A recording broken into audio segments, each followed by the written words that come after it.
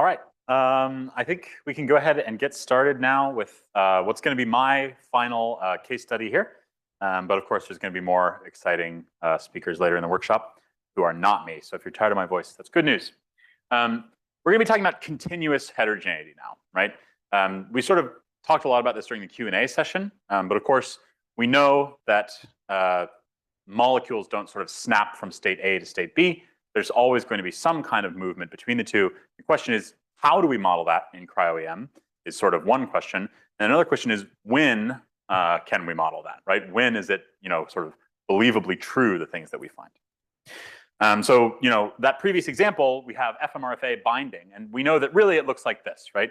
There's some degree of the molecule kind of travels in and the finger and thumb close around it, and then when it's there, it's moving around a bit too. We're going to mostly be talking about, or well, entirely be talking about that first thing. Can we see the thumb and finger close together in this continuous fashion, right? These small movements of the ligand that happen once it's bound, that we know almost certainly happen just from our biochemical understanding of the world, are not something we can currently model with cryo-EM really at all. So we won't be talking about that. We'll be talking about that first, the kind of larger scale finger and thumb move. Okay?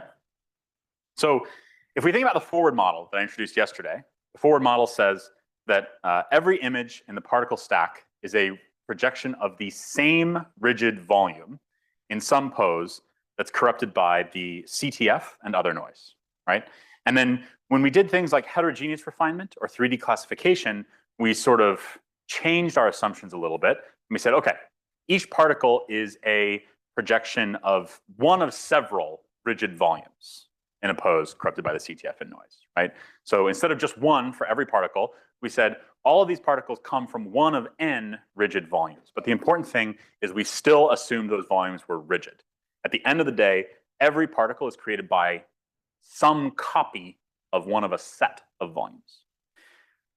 In reality, we know this isn't true, right? Even something that we would comfortably call rigid is not truly rigid, and there are things that I wouldn't even say are rigid, right? One example would be this binding and unbinding interaction.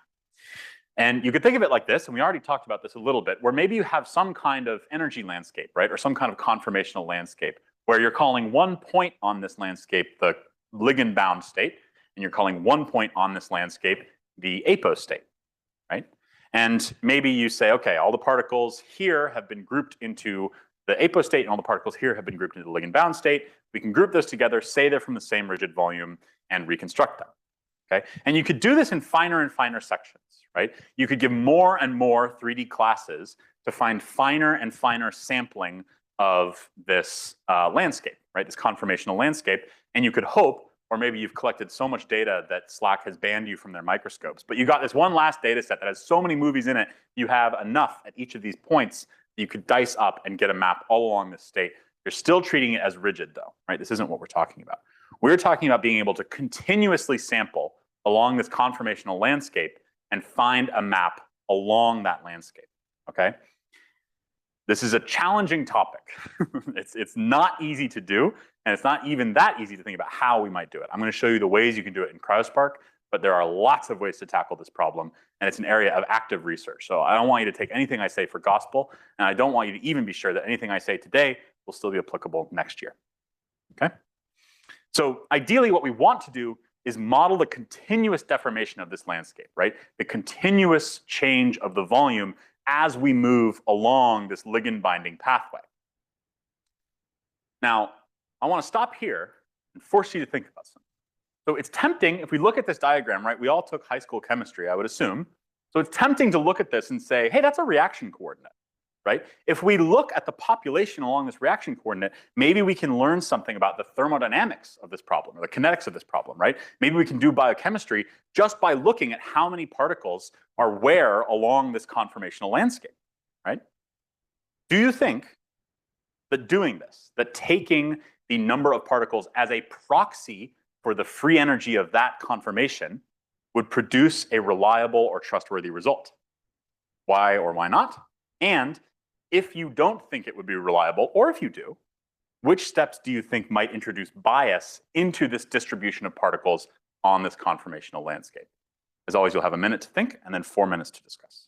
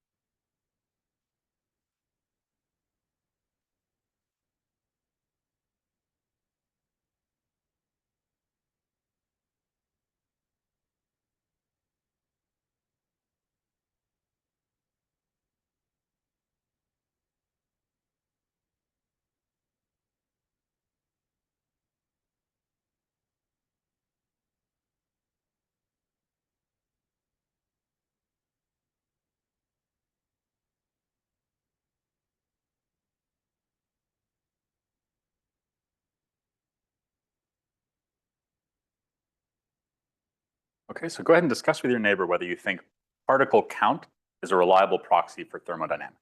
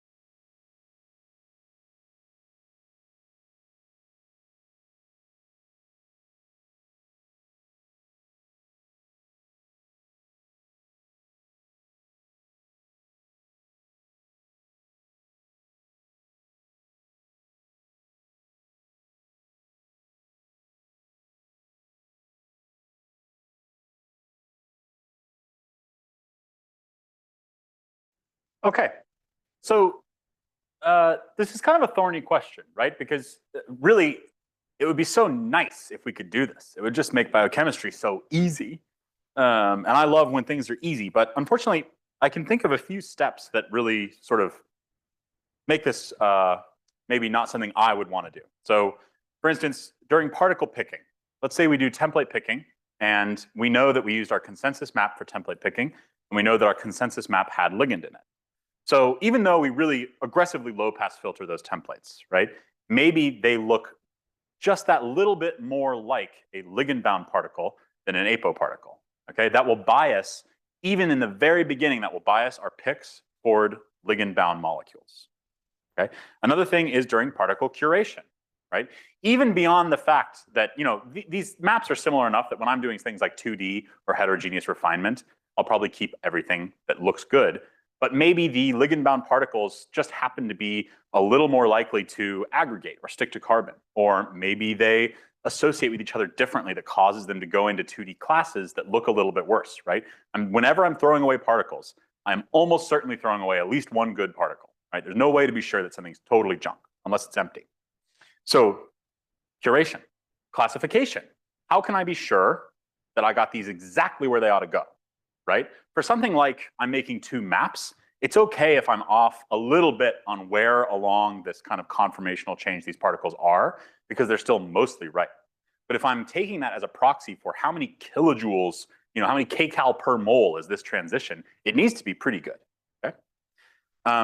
Obviously, I'm sure you did think of more problems than that, but the fact that we can think of any issues with doing this would make me really encourage you, no matter how tempting it is, to not take your particle counts as a proxy for the true population, the true energy landscape of these transitions, okay? I think it's just too unreliable to do that. And I really want to say, that is not how we expect these methods to be used or to be useful. It's more that we expect these to guide you in how these transitions may occur, right? You may see these populations move throughout, along this reaction coordinate, and then, of course, you can use orthogonal methods to see if these transitions actually happen and measure the thermodynamics of those transitions. Someone really wants to ask a question up there. If we can run a mic. Hi, I'll repeat the question. So we find this happens a lot when we're trying to communicate with collaborators, whether we can directly compare the structural observations and different conformations that we observe in a sample. And we find it's really hard to get them to understand that. So as anyone in this room or you yourself have experienced any suggestions for how to very succinctly communicate this with non-experts? So I think people are going to think you're a plant because, oh no, I didn't do it. So later I have a slide where, so I think the best way I've found, and I'm totally excited to hear if other people have another way, the best way I've found is to show them a particle image. I think that it's really easy, and I've been really banging on this the whole time, but I think it's really easy when we're used to looking at these maps, especially if you're at the stage where you're doing continuous heterogeneity, your maps are probably pretty good. So you're looking at this 2.5 angstrom map, and you're like, of course I can do thermodynamics here, right? If you show them a particle image, they're so bad that I think if you're looking at a particle image and you say, think about all the assumptions we made to get this image, to extract this image and not something nearby, to align it, right? But if you're looking at that noisy image while you're repeating all these things about, did we classify it right? Did we align it right? That kind of thing. And they're looking at this just gray garbage. I think that really helps drive the point home that we can't do this. Whereas if you're looking at a map that you can see a hole in your proline, people are like, what do you mean? It's right there, right? So that's something I've found really useful. Yeah. Cool. So anyway, the short version of the slide is don't do it. Okay, but anyway, we're going to do it anyway, right? We're not going to use it for thermodynamics, but we're going to look at that variability. So here's a different protein. We're still going to be talking about FaNaC, but I'm going to show you this protein for a second. It's a connexin. So this forms a channel between two cells. So there's actually going to be two membranes here, one at the top row of bundle of helices and one at the bottom bundle of helices. Really nice model, great. So this model looks very solid, right? It's got this nice big interface, but the reason I'm showing you this is probably you can already imagine what types of flexibility we might expect to see with a protein that looks like this. So this is going to kind of be how I introduce our new sort of forward model for the purpose of continuous heterogeneity, which is that every image in the particle stack is the projection of a consensus volume. So remember, that's kind of the thing we got all those particles to agree on, right? We have this consensus volume. And then in some way, we deform that consensus volume. And CryoSPARC has two different ways to model that deformation. And we'll talk about each of those today. But just in general purposes, we're deforming that consensus volume in some way and then corrupting by the CTF and other noise to match our particle images. Okay? So what types of deformation might we expect to see in this particle? Right? I can kind of think off the top of my head of two modes that I would sort of expect to see. One is a relative twisting of those hemichannels, right? Probably if you imagine that interface staying still, the tips of those helices that are far from the interface might twist relative to each other. Another one is we might see bending, right? We might see the interface, again, remain solid, but the two pieces bend up and down or left and right relative to each other, okay? The reason I'm showing you this and not FaNaC is that these authors actually did some molecular dynamics on this model. They got a really nice map. They were able to build a really good model. They were able to do some molecular dynamics. So we can actually look again, this is simulated, we're not really looking, but we can model with some degree of accuracy what actually is happening to this protein. So let's go ahead and watch. So each frame of this animation is 100 picoseconds. And you can see, maybe if you're in the front, that this thing isn't smoothly going like this, right? It's jumping all around the place. It's complete chaos. If you really look, you can see, we are seeing some twisting, and there is some bending, but it's not as simple as a particle is only twisting or bending, or twisting a little and bending. There's so much going on, right? It is not as simple as a consensus model plus some deformation, right? We model it that way because we have to model it somehow. We can't just directly figure out what's going on here, okay? And that's the point. And this is kind of to your question as well. This is our data. This is what we're working with. And when you talk about continuous heterogeneity, you are at the end of the day trying to figure out what is going on with a single particle image. And of course, once you have kind of started to figure things out, you can say, all right, these 100 or these 1,000 particle images are pretty close to each other. So I can sort of use all those together. But at the end of the day, continuous deformation is taking away the most powerful tool of cryo-EM, which is that we have a million of these damn things, right? It is saying, what is happening in this image? And if you look at this, I have no idea, right? And we have tools that help us figure out to some degree what's going on here. But that's why I'm really emphasizing this, that continuous heterogeneity is hard because we're looking at single images. And so this is where you really have to remember, this is what your data is, right? When you're looking at these continuous heterogeneity things, they are so convincing. I'm going to show you some maps that, and some animations that really convincingly will show that finger and thumb moving. And I do think we have that in our data, but it's important to remember what we're really working with. Okay? So here's one of those techniques that I've made sound very scary. It's called 3D Variability Analysis. Okay? For the rest of the talk, I'm going to call this 3D VA. And you'll see it referred to that a lot, 3D Variability Analysis. It is a way of handling this kind of new forward model we're working with, that every image in the particle stack is a projection of some consensus volume in some pose, right? So we're using the pose from the consensus volume, and we're deforming it in some way. Okay? So 3D VA models those deformations as linear combinations of what I call difference volumes, also called component volumes, other things. But basically, we take a consensus volume, and then we have another volume for every component, and that's kind of like a mode of difference, that we add or subtract some amount to change that consensus volume. So I have a kind of more physical example of this.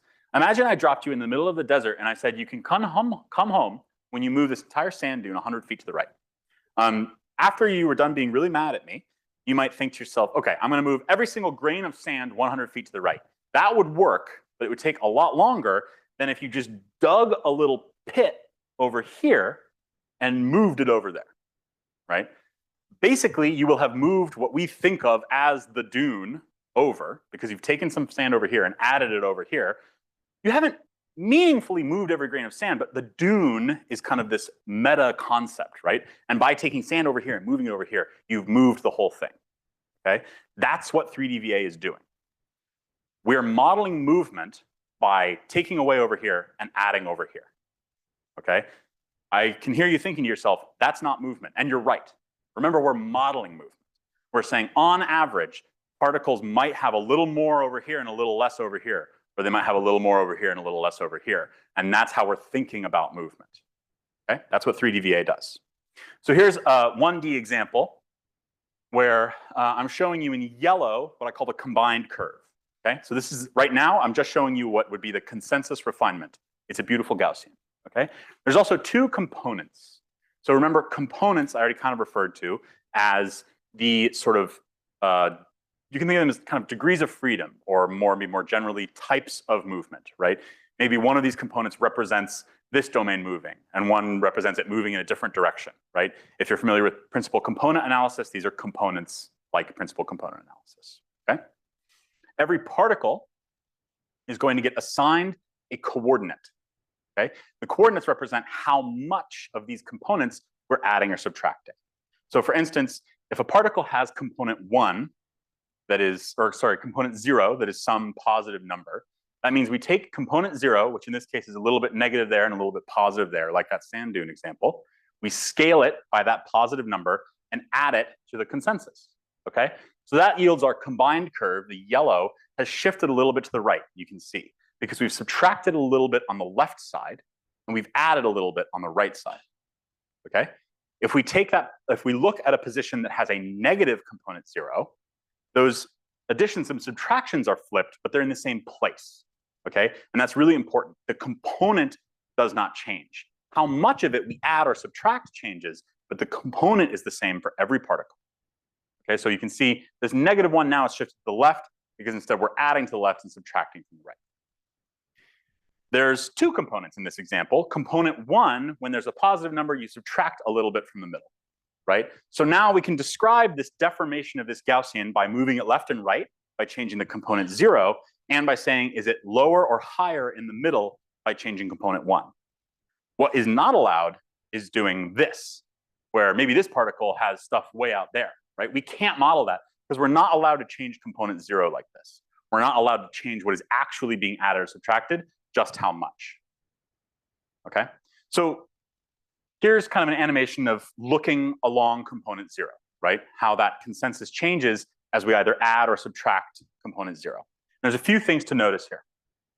First is the combined curve peak is getting bigger and smaller, which if it really was moving instead of just having things added and subtracted wouldn't happen, right? You only have so much kind of electron you can move, right?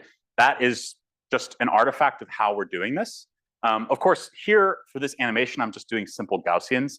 If I wanted to be really careful and I actually use this technique, they'd be more shaped to reduce how much that peak was growing and shrinking. But when you look at a 3dVA animation, you will see density kind of appear and disappear, especially at the far ends of a component where we've had to add and subtract a lot to move it that far. And that's just kind of an unavoidable artifact of modeling things this way.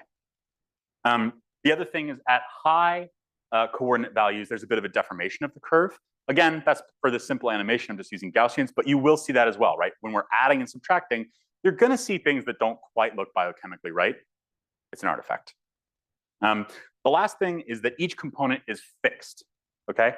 And I already kind of emphasized this, but I want to highlight it again, that if we wanted to move the combined curve way to the left, we could not do that, right? So this is what, during one of the lightning talks yesterday, I recommended changing the filter resolution. And the reason for that is here, our filter resolution resulted in us finding a component that let us move the Gaussian a little bit left and right. If we want to move it really far, the component we found cannot do that. If we used a lower filter resolution, a higher number, a lower resolution, we would have found maybe a component that was more spread out, right? The Gaussian, now we're adding a little bit over here and a little bit over here, or subtracting a little over here. So now we can move it left and right really far, but we've lost this local difference. So now we won't be able to accurately move it close, okay? So just like with 3D classification, the filter resolution in 3D variability analysis is extremely important. And you want to tune it to the size of movement you're expecting to see. Okay, so 3dVA requires some inputs, which we'll talk about now. You need well-aligned and clean particles, okay? 3dVA is using, like we said, those consensus poses. So you want to make sure those poses are good. And if you have a very flexible domain, I actually recommend doing a local refinement around your most rigid part first, so that your model, your 3dVA model, can focus on the part you know is moving. Right? If you imagine trying to align me while I'm waving my arm around, maybe my body is shifting a little bit too, and so you're gonna have to have one of your components that puts my body back in place. If you first locally refine my torso, then you can just focus on moving my arm, right? You wanna have a mask around the entire region that you expect to change, okay? And this is something that's hard to do right off the bat. So sometimes you have to go back and use a bigger mask or a smaller mask, whatever it is. But the difference volumes, those things we add or subtract to move the volume around, are only allowed to be within your mask. So if your consensus volume has my arm like this, and you make a mask around just this part of my arm, but the difference volume wants to move it up here, it can't, because it can't add anything outside the mask, right? The filter resolution, as we discussed, is critical. And tuning this is going to be probably one of the most important things you can do for 3dVA. And then the number of components that you want 3dVA to find. So just like we talked about yesterday with ab initio and heterogeneous refinement, you won't know ahead of time what the right number is, and 3dVA will always give you the number you tell it to. There's no way for it to say, you actually only needed 2. Okay, so generally you kind of are just trying until you find one that looks good. Generally, if you see motions that seem to have kind of two things happening that you wouldn't expect to be coupled biochemically, for instance, if you see one domain moving and then also another domain kind of bouncing up and down, and there's no biochemical reason that you would expect those to be linked, that might mean that you need an extra dimension, right? That might mean that those things are only coupled because the model doesn't have room to separate. It's a little harder to know when you have to go down. That's why I recommend starting at around 2 or 3 coordinates or dimensions, and then increasing until you have a nice separation of the different types of movement. The job itself has some parameters to set, or we'll do the following thing. One, it will make a consensus volume, and that's equivalent to position 0. For this case, we're going to assume we have 3 dimensions. This would be 0, 0, 0, right? The 0 point is the consensus volume.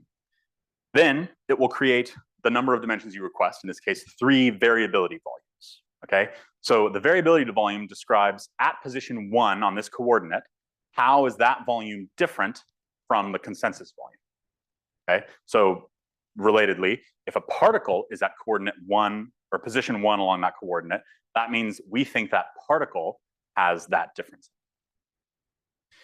It will also, for every particle, give a scaling factor that for each of those components. So that's what we call the coordinate, right? So particle A is at position 0.1 minus 0.3 and 1.7. That means we want to add a tenth of the difference volume 1. We want to subtract 3/10 of number 2. We want to add 1.7 times number 3 or whatever, right? So we're basically traveling along these coordinates, okay? But it's all linear. We're just scaling these things and adding. And finally, the outputs will be some variability volumes, so the actual coordinate volumes themselves, and then the particles with variability coordinates. So this is my mask. I gave it lots of room around, we know what types of differences we expect, right? There's going to be some movement, probably some like twisting and translation of the transmembrane domain, as well as maybe some opening and closing. We know the finger and thumb are going to move a bit, but not a ton. So I gave it a nice big mask around the channel, but I didn't include the micelle. And that's an important thing. The micelle, because it's so unstructured, if you include the whole micelle or nanodisk in your 3D VA job, many of your components will just be having the micelle do crazy things, which it probably is doing, but we don't care about. So we recommend generally masking out the micelle for 3D variability if you're working on membrane proteins. I created the job. Again, we're using that non-uniform refinement of the cleanest particle stack. So when we did that heterogeneous refinement, and we found that green class that wants me to re-refine, I'm throwing those particles away just for now. The mask that I just showed you with generous padding but no micelle, I'm asking for 3 dimensions just to start. If I was processing this data for myself, I'd probably launch a couple jobs with different dimensions and see. And then the filter resolution of 6 angstroms, because just looking at the map and doing low pass filters, I could see a nice difference in the kind of discrete classification when I filtered the map to 6 angstroms. That's kind of the order of magnitude of movement that I'm expecting to see. The job will produce plots like this. I'm going to show you a few ways that you could think about this data before I show you the way most people will, just so you know what's going on.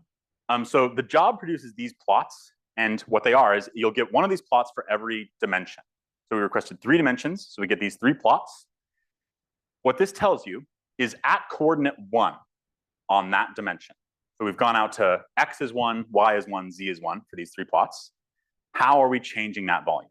So at the top here, coordinate 0, we are adding density to kind of the upper micelle, the channels flipped in these, and subtracting density from the top, right? Blah, blah, blah, okay? You can also just download the volumes and look at them. They'll be positive in some places, negative in other places, right? Okay, so we're kind of subtracting here and adding there. I don't know, that looks like it's changing the ECD, right? I have no idea what any of this means. This isn't how you should look at this data. It's really hard for us to imagine what will happen if you take a consensus volume and add 0.3 to all the voxels in this area, right? It's just not kind of the way our brains work. That's why we made a job called 3D variability display, okay? So what this will do is it will create maps that are at certain places in this 3D VA coordinate space, okay? There's a couple ways that we can do that. There's 3 modes. The first mode is the simple mode, which produces these maps just by adding or subtracting the difference volumes from the consensus. So the important thing to note here is it's not using the particles at all. it's taking the consensus and it's subtracting and then subtracting 0.9, subtracting 0.8, blah, blah, blah, along until it goes the whole axis for all of your axes. Okay? The intermediates mode will use the particles. What it will do is it will say for each component, we're slicing up that component and taking all the particles that have x between -1 and -0.9, between -0.9 and -0.8, et cetera, et cetera.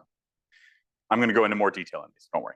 And then cluster mode will do something kind of like k-means clustering to try and get a number of clusters of particles, taking into account all the coordinates at once. Okay? So let's talk about simple mode. Let's say this is our coordinate space. You can see we've got x, y, and z. And then we have these white balls which represent our particles. Hopefully you have more than the 100 or so particles I have here. And each particle has been assigned a coordinate, right? That means that when we did 3D VA, we think, okay, this particle, we added a bit of x, we subtracted a bit of y, and we added a bit of z, whatever it is. Simple mode completely ignores your particles and just says, if there were some particle that was at -1, 0, 0, it would look like this, because we'd add a negative version of our map, right? If there were a particle at -0.8, right, whatever. It does this for all the axes, okay? So it goes along 0 on everything except the 1, and it goes along that, right? The important thing here to note is that it's not looking at your particles. That entire column where we went up and down the z-axis, there are almost no particles in that area, right? The z-axis is important. You can see when we have a low x, we're adding and subtracting some z, and we have a high x, we're adding and subtracting some z, but there are almost no particles that have 0 in x and y and some value on z, okay? This is something really important to remember with simple mode.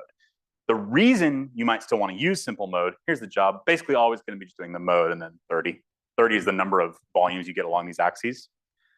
The reason people use simple mode is it's kind of the cleanest to look at, right? It tells you what that component is doing, okay? So you can see here, component 0 in yellow is mostly playing with the micelle. Like I said, even with that mask where I excluded a lot of the micelle is just so big and so flexible that you're always going to be playing with the micelle a little bit.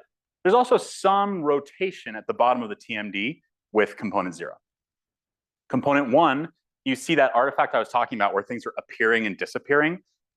If you imagine maybe adding some of this and subtracting some of that, maybe it wouldn't be appearing and disappearing, but we're only looking at one component at a time. So you're seeing this appearance and disappearance. The orange component, component 2, 0, 1, 2, because we're computer scientists, the orange component has the thumb opening and closing, right? So that's the one we're really interested in, okay? But again, remember, we haven't looked at the particles at all here. That's just what these components are doing, okay? So with that in mind, would you use a map from the simple mode of 3D VA display to build and interpret a model? Why or why not? And consider all the things I just said. Okay, so again, 1 minute to think and then 4 to discuss.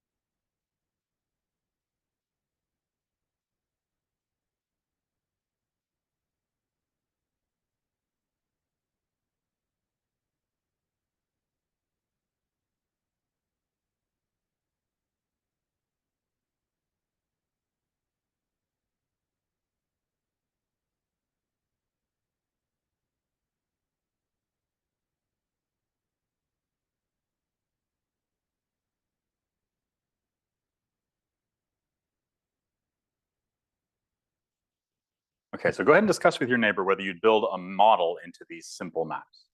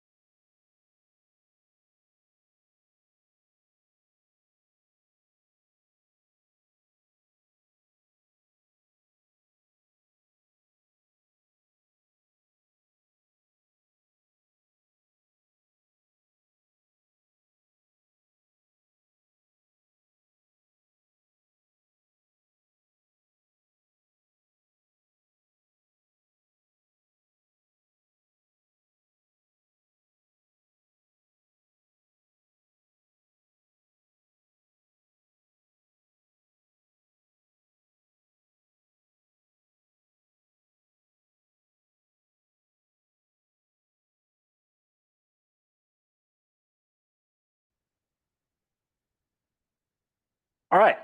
So the question of building a model into one of these volumes in 3D display, especially the simple mode, I probably wouldn't, because we're not taking into account this information, right?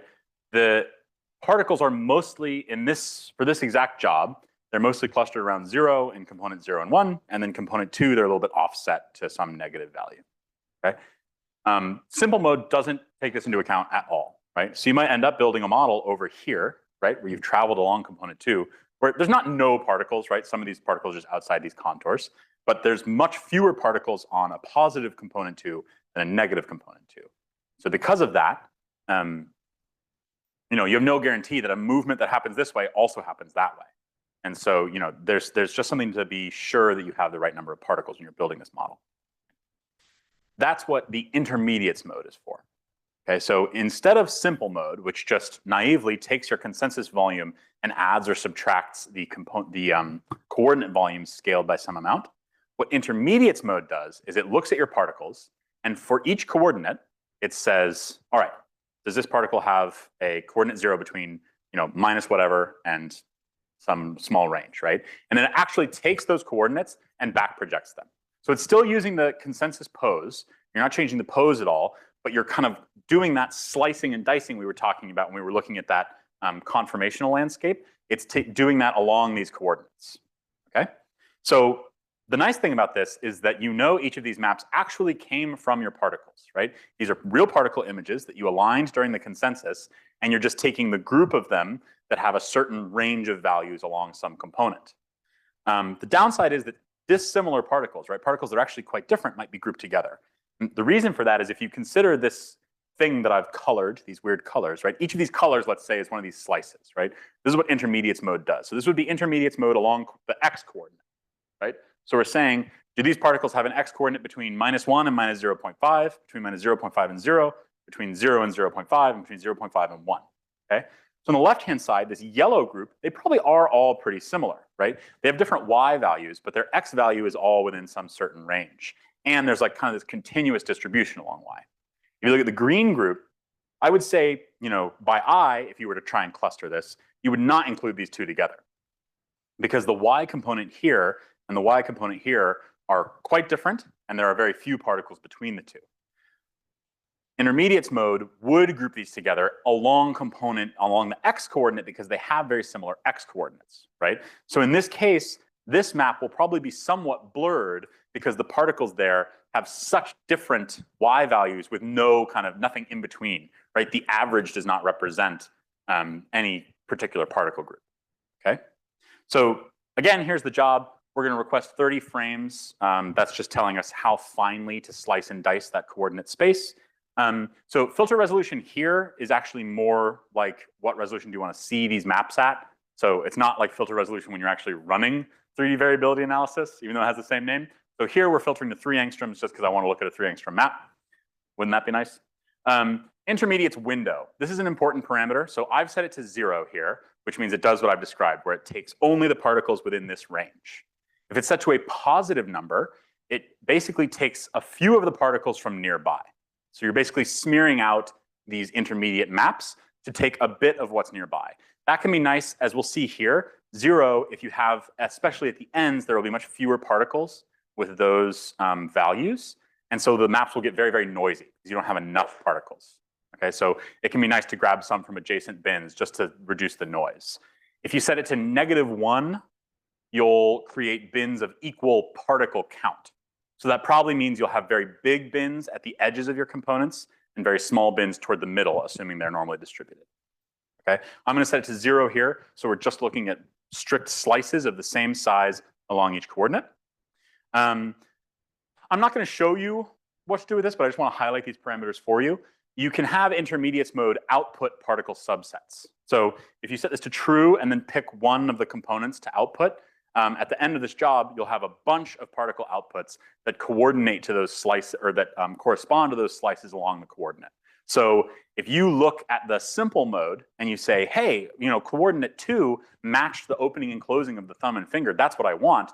You come back and you can run a 3D display in intermediates mode, turn on the output particles and set to number 2. Then you'll be able to say, all right, I want to take bins 0 through 5 have the thumb in the open mode, and bins 25 through 30 have it in the closed mode, and I'll take those and move forward. So it's kind of a way of slicing up that continuous space to use later. Like I said, I won't use that in this case study, but I wanted to highlight that for you because that's a very common workflow with this technique. Here's the results. Whoa. So coordinates 0 and 1 get really, really noisy toward the edges, right? And that's not that surprising because if we looked at those distributions, right, they were kind of like these 2D Gaussians in coordinates 0 and 1. So at the very edges of the coordinate space, we're looking at super, super small numbers of particles to the point where it's basically pure noise. You could threshold this down. It would be some spherical blobby thing with something added and subtracted. Or it would be just some spherical blobby thing you reconstructed. But since we told it to filter at 3 angstroms, we haven't filtered away any of this noise. So it just looks like noise at the edges. If we open this, which will take a second, we'll be able to look and see what these coordinates are actually doing.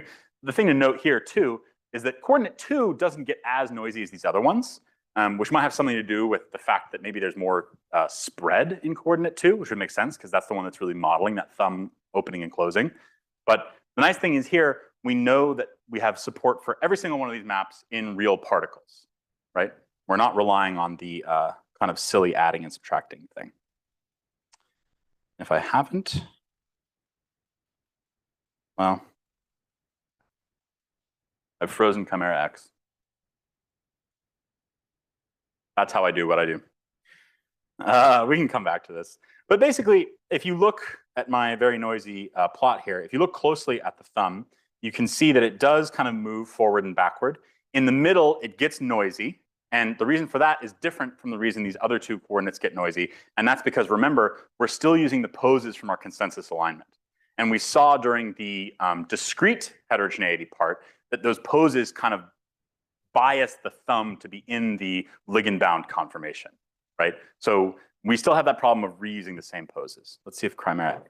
Okay, well, that's okay. Go to sleep. So we'll come back to that if we have to. So that's intermediates mode. And like I said, you can use those frames to slice and dice your particles along each component and use them for downstream analyses. The last mode is cluster mode, okay?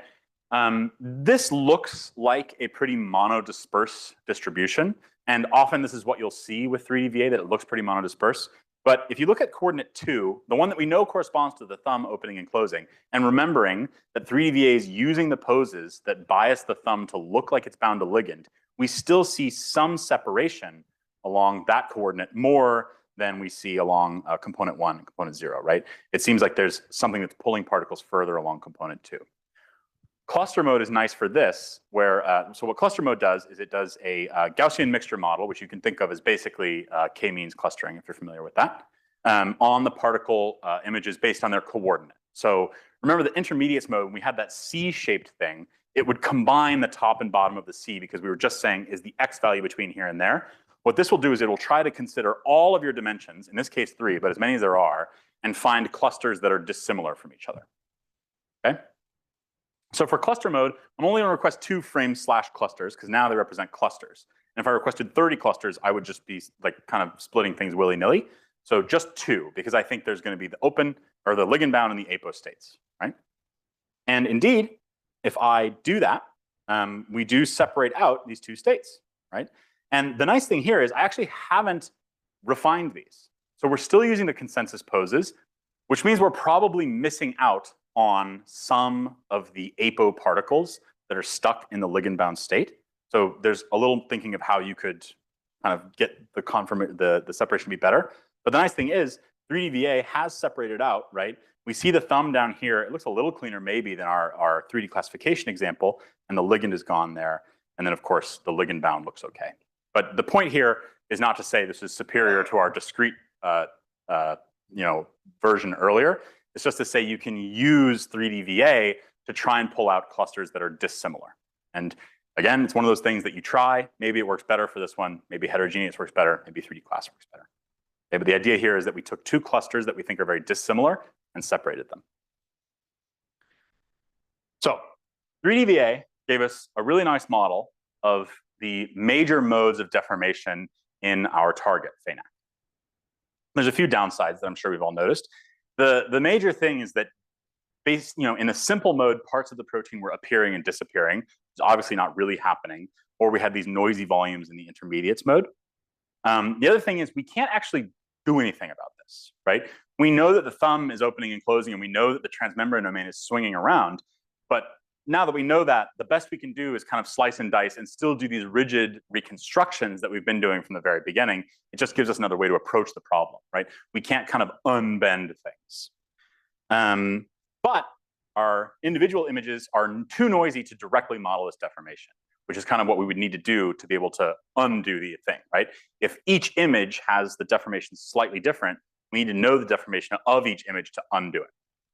Okay, I'm obviously setting myself up for a different job. I wonder what it is, but at this point, I think let's take questions about 3D VA before we move on to the next topic, if there are any. Okay, so I noticed in your visualization of the modes, it kind of looked like something was moving, but the way you showed the sort of signal going up and down, I thought it would be more like appear and disappear. So where does that movement come from? Is that that's a good question. I think, yeah, Ollie, you want to? Sure, I can I can take this one. So I think you're referring to the simple mode videos, right, where you kind of see the thumb moving. No, the reconstructions you're talking about, or yeah. Right. So, okay. Yeah. This is what, yeah. So the orange one, for example, in all cases, the only thing that's happening is density is being added and subtracted at different points within the volume. The reason, yeah, it looks like motion for the exact reason that Rich showed with the 1D example. Rich, you can just jump back to your little Gaussian like part there. It's a kind of a nice property that when you have a Gaussian or other shapes like it, with just a single addition or subtraction of component 0, which is shown there as this like S-shaped curve, by adding and subtracting different amounts of that, it appears that the Gaussian's mean is moving left and right. So it's not really an illusion. It's more that if you were to take a Gaussian-shaped object or any kind of smooth blob and actually move it, its first order linear approximation of that change is actually density being added and subtracted on either side. You can think of it as, if you want to get into the math, like if you take the first derivative of that gray Gaussian, it looks exactly like component 0. And by adding and subtracting that, you are making it look like you're moving the Gaussian back and forth. So that it's not really an illusion. It's more just that that's the first order linear approximation of actual motion. But like Rich said, the really important thing to keep in mind here is that approximation, that first order approximation, is only really very good if the amount of motion is similar to the size of the object that's moving, which is why in all of this work for 3D VA, the filter resolution that you use during 3D VA is super critical because it sets the size of the objects that you are considering to have moved. So if you set it to 3 angstroms, you're really telling 3D VA, I only am able to, I want you to model, and you're only able to model motion around 3 angstroms in size, because the objects now you're thinking about are 3 angstroms in size. But if you know there's a domain of your protein that's moving like 40 angstroms, you really should set the filter resolution to like 30 or 40 angstroms to see that motion actually being approximated well by that first order linear approximation. Okay, and that gave me time to fix chimera X. So we can actually look. So as we travel along this component, you can see in these kind of intermediate stages, we do see this kind of blurring out, right? And that's because we're adding and subtracting. So at a certain point, as we're moving this thing, the left and right positions will have approximately equal strength. And so you'll see this sort of blurring between them, right? We know that no particle has electron density that goes like that, right? It's just this because we're adding and subtracting here. And then when we get near the middle here, we see the ligand has appeared, right? And that's another nice thing, that if you watch, the ligand is right here. If you watch that, it's appearing and disappearing as well, right? So because we set the filter resolution high enough that the 3D VA could see that ligand, it knows that well, it doesn't know, but we've modeled, right? We've created this addition and subtraction volume such that when the thumb is here, and we've added to the thumb, we've also added to the ligand. And when we've subtracted from the thumb and added down here, we've taken away that ligand. Yeah, so that's what I'm showing. That's actually a really important point to add on to as well, that 3D variability being a linear method is very simple in the assumptions it makes, although there are a lot of assumptions that go into any kind of continuous heterogeneity stuff. But on top of those basic assumptions, the forward model and everything that Rich talked about, the further assumptions that 3D variability makes are very limited, since it's really the sort of simplest possible continuous model of density. And so it can equally model motion by this approximation, the way we see in that orange map right there. Or it can model compositional changes because it can literally just add density where a part appears. And if those two are happening together, like in this case, that can also be modeled. It's not perfect, of course, because again, we're talking about a first order linear approximation to all of these things. In practice, there is no, if there's actually compositional change, that ligand is either there or not there. There's no like partially there version this of it, is right? not real. So that's unrealistic, but the model is really simple and powerful because it's simple, it's computationally tractable and possible for us to solve all these modes. Even if you were to look for high resolution changes like small motions of alpha helices or something like that, or very small proteins, etc., the method works equally well because the model is very simple. So it makes the computation tractable in practice.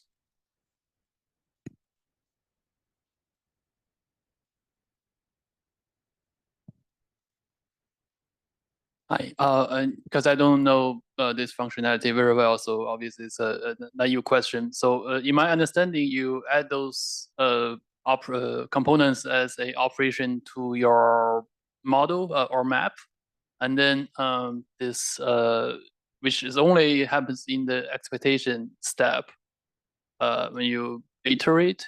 When you start to see particles, do you modify your component? So yeah, it's an important point that we're not, so expectation maximization, like that process of aligning and then updating the map and aligning and updating the map is not what's happening here. So what we're doing is we're looking at the kind of variability of volumes and particles across kind of this high dimensional space and compressing it down into a smaller number of dimensions using a totally separate technique, like PCA basically.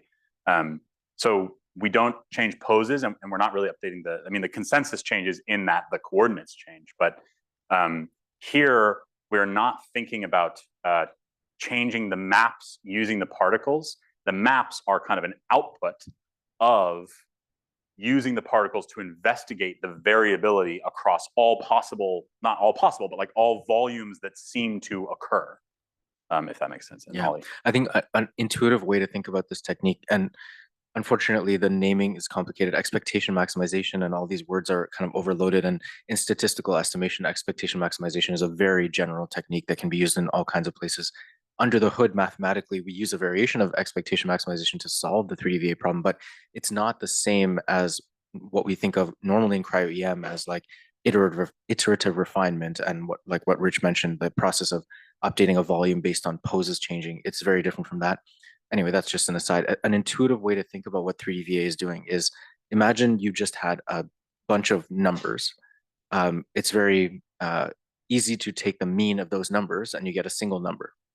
Taking the mean of a bunch of numbers or a bunch of observations is very similar to doing a consensus refinement. You're kind of finding the average structure, the mean. But if you just had a bunch of numbers, a bunch of observations, equally you could take the variance. You could figure out like how much spread is there around that mean. And in one dimension, like if you just have a bunch of observations, you know that that variance means like some numbers are higher, some numbers are lower than the mean. 3D variability and all related techniques are the same concept, but applied in a very different setting where the observations are particle images. So now the consensus structure that you get is like the mean 3D structure from all those images. And 3D variability is trying to ask the question, what's the variance around that mean? What other densities could explain the images in the data set besides the mean? And in which way do those other density maps differ from the mean? And that's what 3VA is trying to ask the question. It So seems you only update those components when you see particles. yes, the signal in the particle images drives what the components become through the actual optimization process that's under the hood of 3D variability analysis or similar methods. And this cannot be combined with realignment?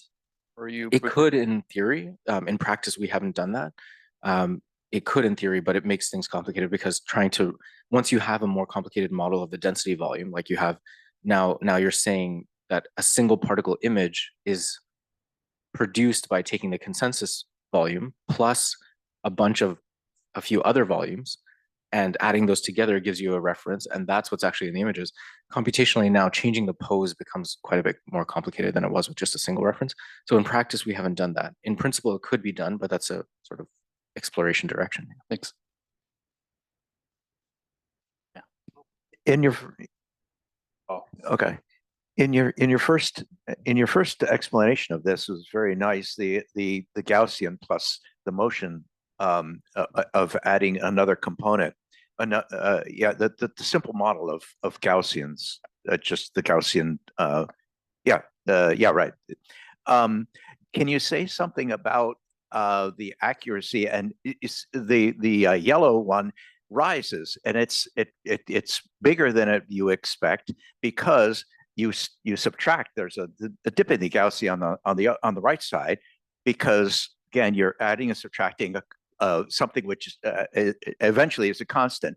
Can you say something about the believability of your yellow by what was happening to the negative stuff in your map, and how important was that? And can you use that the negatives as some measure of your trustworthiness there, or is the zero always messed up? Well, so I mean, it's a good question. I think I want to emphasize here that I made this animation by hand adding and subtracting Gaussians, right? In reality, this technique is much more refined, and we'd probably have like a sharper cutoff in the middle so that we're not adding as much to the center of that total Gaussian, right? Blah, blah, blah.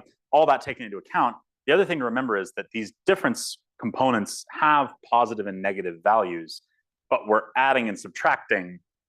We're either adding them or we're subtracting them, which would make the negatives positive. So I don't think there's, like, for instance, in this case, we saw that component 2 was actually, the mean of component 2 was not 0. It was like -23 or something.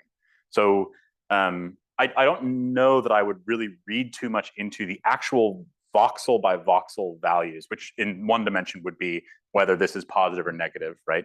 I wouldn't read too much into the voxel by voxel. In fact, I never even download or look at the component volumes, just because they're kind of uninterpretable, because the odds that a particle has exactly 1.0 of that component and nothing else, which is what those volumes show you, is vanishingly small, right? There's always going to be something else that's added.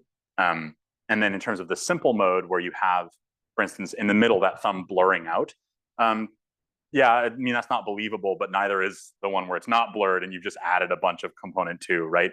I think, like we said, the simple mode doesn't take into account particles.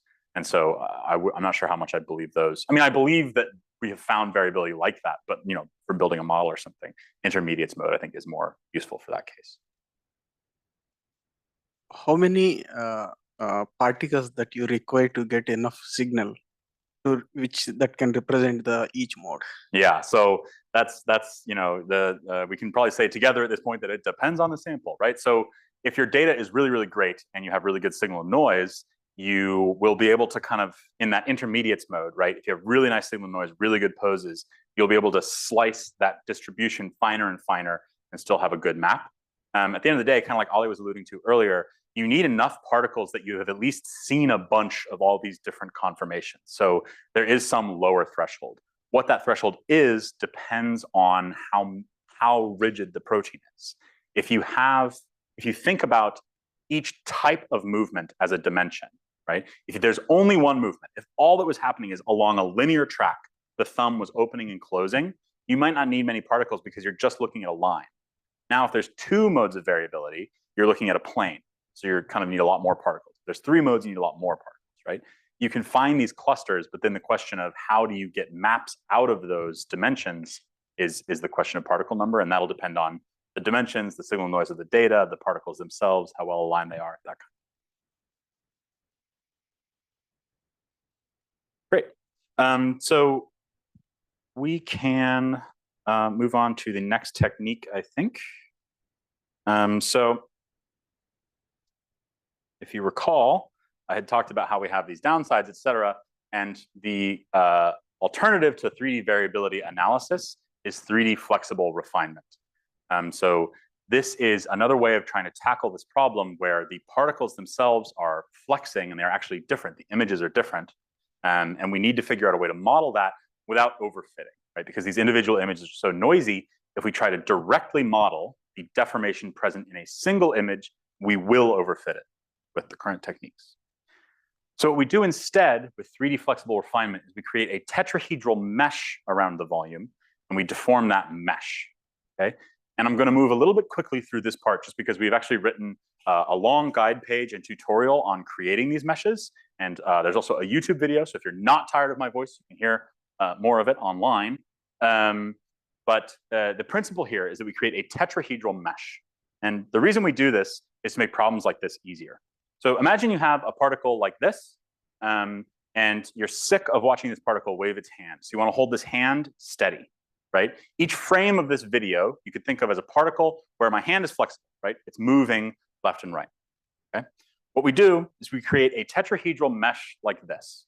If we tried to move each single pixel, right? If I sat you down and said, all right, move the pixel from my pinky where it ought to go, A, you'd get really bored of it, and B, it would actually be quite difficult, right? You could get it to approximately the right place, but at a certain point, it's all just the same color. So you can't quite figure out from a single image. And this, you know, all credit to my videographer, is a quite high resolution video. If you imagine this with all the noise and the poor SNR of a cryo-EM image, it would be much harder or even impossible to do that. And you would end up just aligning random noise, okay?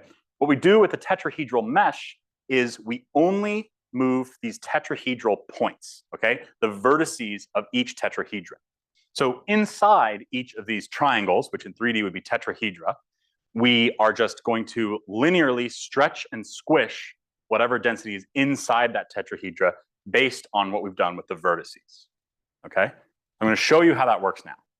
So on the left-hand side, we see me waving, and on the right-hand side, I'm deforming that mesh to try and get my hand in the same place in every frame. And if you pretend that a frame is a particle, right, we can assign each particle a deformation of this mesh to hold the flexible domains in the consensus orientation. And of course, I did this by hand, believe it or not. And so it's not perfect, my hand is still moving. But you can imagine if I had all the infinite patience of a computer, I might have found a pretty good solution, okay? The fundamental point here is that I didn't have to move 10,000 pixels. I had to move 20 vertices, okay? So that makes the problem much more tractable, and it reduces the chance that we overfit, both in general, and it reduces the chance that we take an alpha helix and rip it apart to get it to match two different alpha helices, because that kind of separation we can't really do by stretching and squishing tetrahedra, right? We're only allowed to kind of move density around, all right? That presents a challenge, though, because we saw with 3DVA that when the thumb closed, the ligand appeared, right? And that's because we're just adding and subtracting. So we can add and subtract stuff that isn't modeling movement as well. 3DVA, 3D Flex, we're only stretching and squishing. So we cannot create or destroy any of our map density. That means that you need your particle stack to be as clean as you can possibly get it. 3D Flex is extremely sensitive to noise because anything that is in the particle stack, 3D Flex will try to model. And it will try to model that by stretching and squishing and moving density around. It can't just add and subtract and say, there's some noise over here, we'll just add some, right? It has to take something from somewhere to match that noise. So it's critical that your 3D Flex particle stack is clean. Okay, so in terms of 3D Flex, there's 3 steps. You start with data prep, and this is mostly just kind of cropping the particles and getting them to a size that 3D Flex can handle. For a variety of reasons, you can crop particles a little more tightly in 3D Flex than you might in other techniques. So we start with a particle stack of 256 pixels. In this case, I'm going to crop to 208. And these are from, again, the cleanest consensus refinement that I could get of the FaNaC particles. Okay? When that job finishes, it'll give you the particles at the size you request. You can also downsample if you need to. And next, we need to make that mesh, right? I said we use a tetrahedral mesh to deform these 3D maps. We need to make the mesh. By default, you can use a mesh with what's called segments. If you have more complicated things happening in your protein, for instance, if you imagine, we heard about fabs yesterday, right? If you imagine having 2 fabs next to each other and they're sliding back and forth like this, it's very difficult to model that just by stretching and squishing. Because to get something to move past, you would have to really stretch out those tetrahedra between them to let them move past each other, right? So in this case, you can actually create two separate meshes so that they're allowed to slide past each other and then fuse them to another mesh. Again, I'm not going to cover that today because it's much more involved. We have a long tutorial on that online on our guide. For this case, so the way you make a mesh is with masks and segmentations. For this target and many others, just using a mask to make a mesh that covers the whole protein is sufficient. So I'm going to take the particles from 3D Flex data prep. I'm going to make a mask that tightly surrounds the particle. For this, we don't need a soft edge. The mask here is just telling us where should there be mesh and where should there not be mesh. And then base number of tetrahedral cells, I did increase. The more tetrahedral cells there are, the more prone you might be to overfitting and the longer the job will take. Okay? You can imagine in the limit where we have a tetrahedral cell that only covers one voxel, you're just trying to directly model particle deformation. And if you have only one tetrahedra, you're just kind of stretching and squishing the volume. So you want it up somewhere in the middle there. This number tells you how many tetrahedra fit along one axis of the cube. So in this case, I'm setting 32 tetrahedral cells along the cube, and then I'm only keeping the ones that are inside my mask. So my tetrahedral mesh will have fewer than 32 tetrahedral cells in every dimension because the max it could have is 32.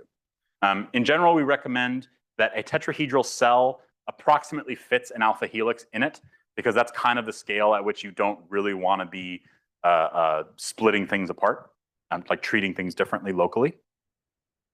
So here's what my mask looks like. You can see it tightly covers the map. And then here is what the tetrahedral mesh looks like. So you can see we've basically just tiled this area with tetrahedra. Okay? And what we've done here is each of these vertices, the 3D Flex job will now try and figure out where should that vertex be for this particle? Where should that vertex be for this particle? For every particle, for every vertex. Still a very hard problem, but much easier than trying to figure out how much from each voxel should go in each other voxel, right? So now all we have to do is one by hand, go through and move those vertices. I'm kidding. There's a job for that. It's called 3D Flex training. It is quite computationally intensive, so make sure no one else is using your node. But what we're going to do with 3D Flex train is create a latent space, okay, which encodes the deformation of this mesh as a coordinate. All right. So this conceptually is similar to how 3DVA encodes deformation as a coordinate. But in 3DVA, we could look at those difference volumes and say, okay, 1, 1 means add component 0 times 1 and add component 1 times 1. That is not what this latent space means. This latent space is encoded by a neural network and it is not linear. Okay, so it means we don't know what. It means whatever the neural network says it means. The other thing is it models that coordinate for each image. Okay, so we're creating a space that says all of these coordinates correspond to all of these mesh deformations. And then we're also saying these coordinates belong in these places in that latent space, which means we think they have these mesh deformations. Doing this simultaneously. So we're both updating what that latent space means, what deformations it corresponds to, and we're updating where the particles go in that latent space. And the two feed each other, right? To kind of illustrate what I'm talking about, here's another example where we have a deformed curve and some coordinate in this latent space. If we move right by 1 here, we can see we've sort of spread out and changed this Gaussian, okay? This is some nonlinear process. You could see that as it moved left and right, it didn't sort of smoothly go from one to the other because we were adding something. Each coordinate means a different deformation, okay? So we go back to 0, we're back to the consensus. Maybe we go up, now that means something different. But here's the thing I really want to highlight, is that now that we're at 1 on the y-axis, if we move right by 1 on the x-axis here, it means a different thing than if we move by 1 when y is 0, okay? So not only is each coordinate different, depending on where you are in the latent space, a movement of 1 unit in a particular dimension also is fundamentally different, okay? And that's why it's important to remember this is a nonlinear technique. It is critical to remember that you cannot interpret these coordinates in any way other than by using the neural network to tell you what deformations they correspond to. Moving right by x does not mean open the thumb by some amount. It means change the volume. We have to look to see how the volume changes. Okay? So we're going to create a 3D Flex training job. We're going to give it the particles from 3D Flex data prep. We're going to give it the mesh from 3D Flex mesh prep, easy enough to remember. We're going to ask for 3 latent dimensions. In general, you might find that the number of dimensions you need for 3D VA and the number of dimensions you need for 3D Flex are similar. However, generally, we'd recommend finding them both empirically, starting with a low number of dimensions in both cases, and then increasing as you need to. For the same reason as anything else, it depends on your question, right? It might be that those last couple dimensions of 3D Flex or 3D VA are A, poorly populated, and B, not very important, and then it will kind of both speed up the jobs and sort of focus the model on the things you do care about. Rigidity is basically a way of penalizing large-scale deformations. So if the rigidity is high, it is very expensive for the model to stretch that tetrahedral mesh. If the rigidity is low, it's easier for the model, so it needs kind of less quote-unquote evidence to pay for that stretch and deformation of the mesh. In practice, this is a parameter, like many of these parameters, you'll have to tune empirically. If you see kind of unbelievably large and wild movements in the results of your 3D Flex, you might want to go back and train with a higher rigidity. If you're just seeing it kind of wobble a very little bit, no matter what dimension it's at, you probably need to reduce the rigidity, right? Because you're changing how expensive it is to do that deformation. Latent centering strength is fondly known as a nuisance parameter. It doesn't really mean anything. It's just a way of forcing the coordinates in latent space to be within a certain area. You want these coordinates to be between -1.5 and +1.5. And you just have to change this parameter until they are. It's annoying, but it's just what you got to do. And then finally, initialized latence from input is a useful thing to know about. If you plugged particles from 3D variability analysis into 3D Flex data prep, this parameter will let you start out the 3D Flex latent space using the coordinates you found in 3D VA. And remember that the latent spaces mean very different things in these two jobs. So probably by the end of this job, the maps that result from those coordinates will also be different. But since you've already done the work to find these particles are kind of similar, right? They have a similar coordinate in 3D VA. Hopefully 3D Flex will also find them to be kind of similar.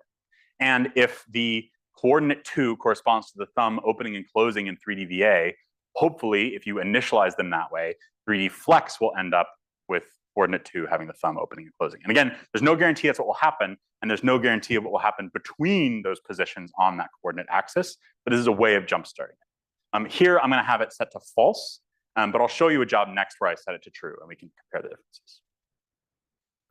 So the result, you won't get a graph like this, but I made this just to show you that we get a similar thing as we do with 3D VA, where the particles are distributed throughout this latent space, right? You can see that in my case, these contours go from -1 to 1. There are particles that are further out between -1.5 and +1.5, like I said, because I tuned that centering strength parameter. And you can see they're more or less normally distributed. Nothing too thrilling here. But again, like I said, we don't have any way of understanding what these coordinates mean, right? Just because I have this kind of normal distribution in the coordinate 0, coordinate 1 plane, I don't know what that means for my particles, right? It doesn't necessarily mean that a coordinate near 0, 0 has less deformation than a coordinate near 1, 1, right? We don't know anything about this space until we look at it. So the job we use to look at and investigate this latent space is called 3D Flex Generator, which what that lets us do is it lets us plug in any coordinate we like and say, if I told you, show me a map that was deformed like this, 1, 1, what would it look like? Right? Like 3D VA display, this does not reconstruct particles. What this is doing is it's asking that neural network that translates deformation into a coordinate to turn a coordinate into a deformation. Okay, so you're not looking at particles. You could give it the coordinate 1,000, 1,000, and it would try to do something, and I don't even know what would happen. Okay, like 3D VA display, well, we need to give it the model, right? The model is what translates between the coordinates and the deformations. And we also request a number of frames per series. I'm going to request 31. We generally recommend an odd number so that you have a point that's at 0. And here's what they look like. So I think the thing that always jumps out to me comparing 3D VA results to 3D Flex results is that 3D Flex results are much smoother, right? You don't have this appearing and disappearing and this weird micelle bouncing up and down that you do with 3D-VA. And that's because, like Ollie said, 3D-VA is a first-order linear approximation. And so we necessarily have all these kind of things that we could get by adding more information, right? 3D Flex is actually saying we are moving, right? The tetrahedral mesh here is moving that transmembrane domain. In this case, coordinate 1, as we travel along coordinate 0, moving it like this, coordinate 1, moving like this, right?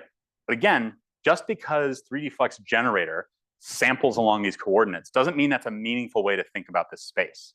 It's an easy way to default sample this space, right?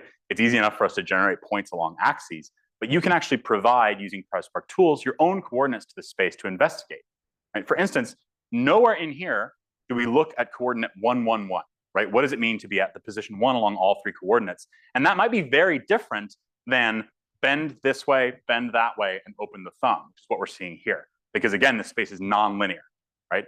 And if it was 2 dimensions, you could just make a grid and look at it that way. 3 dimensions and higher, it gets more and more challenging to do that. So generally what we'd recommend is look at, if you look at these plots, you can kind of see this Gaussian distribution, and then you might pick points that you want to walk along to see how it looks. And you know, if anyone has any ideas of other ways to do that, you can always email me. Just kidding, don't. But we can see here at least that coordinate 2 has successfully found something we're kind of interested in, right? In addition to the TMD is still moving a little bit, which means we might need more dimensions, right? The TMD is moving and this finger and thumb is moving. But we also see the finger and thumb moving and kind of the ECD, the extracellular domain, this whole part breathing, okay? So one thing is that these modes seem to overlap, right? Both of these modes seem to, and again, we haven't investigated the whole latent space, but they seem to both be talking about deformation of the TMD. And that last mode seems to have the thing we're interested in, the finger and thumb, but it's also still kind of looking at the TMD. So maybe if we initialize from 3D-VA, we'd see a different result. So this time, I'm running the exact same job, but I'm initializing from latents. And what this means is at the beginning of this 3D Flex training job, we are saying, without knowing what the latent space means, put the particles at the coordinates we found for the 3D-VA latent space, and then figure out, you know, what to do. If you have it set like this, it's allowed to later move the particles. So it's going to figure out what the latent space looks like and update the particle coordinates. There's another parameter you can turn on called freeze latents, something like that, which means start with the particles where they are in 3D-VA and keep them there. So you're only building that 3D Flex latent space. You're not moving the particles at all. In this case, I think the results look pretty similar, which is not too surprising because 3D-VA kind of found similar modes of motion, right? It found the TMD swinging and it found the finger and thumb opening and closing. I think maybe on the right-hand side, we get a little bit better separation of the ECD opening and close, or the finger and thumb opening and closing than we did in the previous mode. One thing I really like here is you can see, and you know, if we had higher dimensions, this would separate out even more, but you can see we're not modeling this as a simple all of the finger and thumb opening and closing at once. As we move along coordinate 2 of the 3D Flex latent space, we see different fingers and thumbs open or close as we move through this coordinate space. So you can imagine finding some path through the latent space where we're kind of modeling particles that have 1 or 2 or 3 or however many that are open or closed. And that's what's exciting about having a nonlinear technique, is that even if we don't have as many dimensions as we need to model that linearly, we can always kind of find a place to put these particles. The question is the pathway between. Now, this is the part that I think is most exciting about 3D Flex, which is that theoretically, we can use what we've learned about the deformation of these particles to find kind of the like one true consensus, right? If we moved this down here, what would happen if we pushed it back into the consensus refinement? Okay, and this might be a way of recovering some information about, we heard some questions yesterday about small flexible domains, right? In this case, in this particular example, you know, with a ligand binding and unbinding, what is the meaning of undoing these deformations when you also have like biochemically interesting differences between these particles? Maybe not the best application for it, just as an example if we're using it. But something like those small flexible domains, the idea that you could figure out for each particle where that domain is, and then push all of those small flexible domains into the same position before you do this, before you make your map, that might kind of break that flexibility smearing out your data, right? So in some cases, it makes sense to try, and it might work. So the nice thing about it is you basically just give it the stuff you found, you give it your model, and you give it your data. So it's not changing the particle poses. Right? It's not changing the latent coordinates either, right? For every particle, we've already found its pose during the consensus refinement, and we've already found its latent space coordinates during the 3D Flex train job. All that we're doing is trying to find some volume which, when we apply each particle's deformation and we apply each particle's pose, it matches that particle best. Okay, so we're changing our volume such that in all the myriad deformations we see, it is consistent with the particle images. In this case, not too thrilling, I think. So what we're comparing is the non-uniform refinement of just the ligand-bound class, since that was our consensus for this 3D Flex job. That's in yellow, and the 3D Flex result is in red. Okay, so we can see both of these have ligand. Again, not too surprising, because remember, 3D Flex can't add or subtract any density from the map. And since there was ligand present in the consensus, we have to have ligand present in the 3D Flex refine. If you look down here, you can see there's a bit more helical density in the red map, which is our Flex refine map. You know, playing with contours, you can get similar density to appear in the non-uniform refinement. But one of the things, even if 3D Flex doesn't find you anything, you know, new per se, it can be nice to have something that's all together.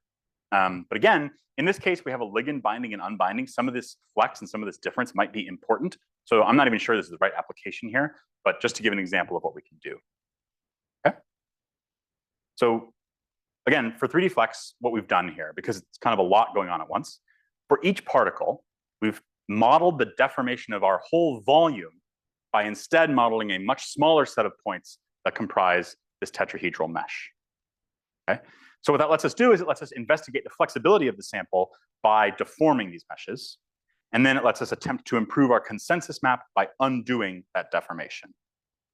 Okay? And the thing I want to end on, I know I'm right up against my time here, is that continuous heterogeneity in cryo-EM is still an active, an area of really quite active research, including by some of today's and tomorrow's speakers.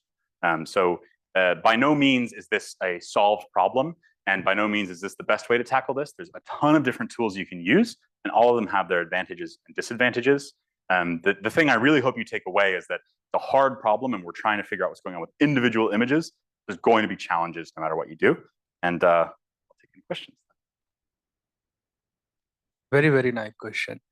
So in this 3D Flex analysis, we are looking at the flexibility of like a particular region, right? So like I was trying to understand like what is the advantage of using the tetrahedron mesh across the whole structure rather than just like using a localized region, because you're like the example which you're showing with your photograph is like you are moving the vertices of the tetrahedron at a particular point, right? And you see the movement. So what advantage we get when we give like the mesh around the full structure?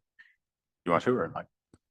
Well, I mean, I think the main advantage we get is that the odds that you have motion only in one part of your particle are basically zero.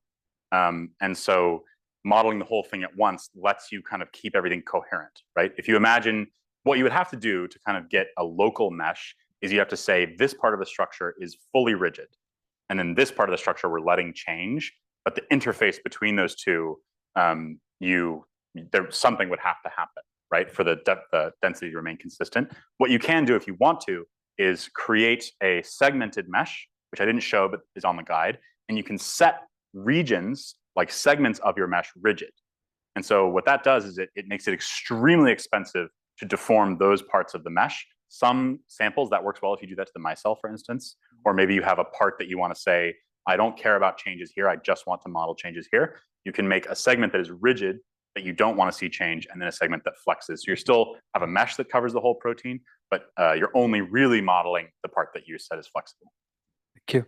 And then I think, yeah, we have a lot of time in the afternoon for questions, so just so we don't waste the time. Okay, so shall we meet at the fountain?